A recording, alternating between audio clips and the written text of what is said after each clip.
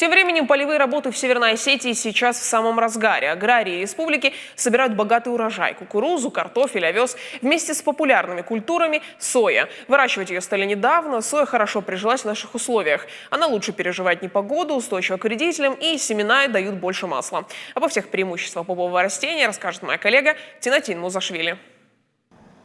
В этих полях непривычные для осетинской земли кукуруза и подсолнух, а новая культура – соя. Ее выращиванием начали заниматься совсем недавно.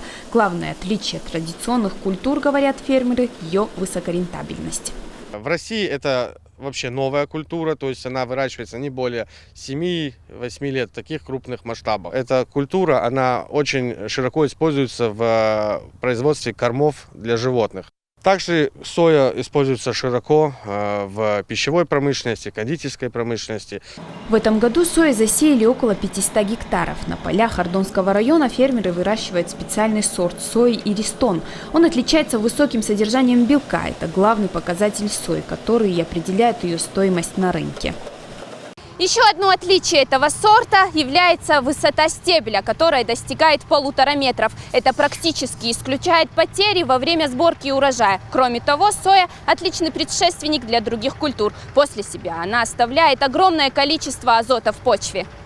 Фермеры довольны. Говорят, что благодаря особенностям этого сорта в прошлом году сою удалось продать дороже рыночной стоимости. В этом году цена продукции составляет от 22 до 25 рублей. Для сои погодные условия сложились практически идеально. Солнечная погода после обильных осадков благоприятно повлияла на накопление полезных элементов, говорят агрономы.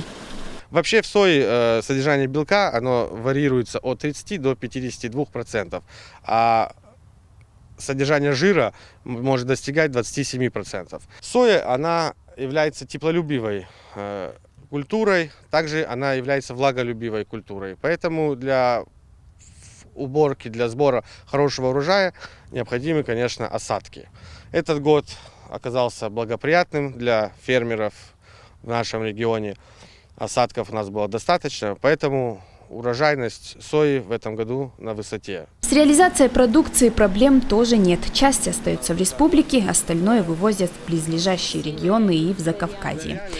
Тинатин Музашвили, Алан Суанов. Новости Осетии.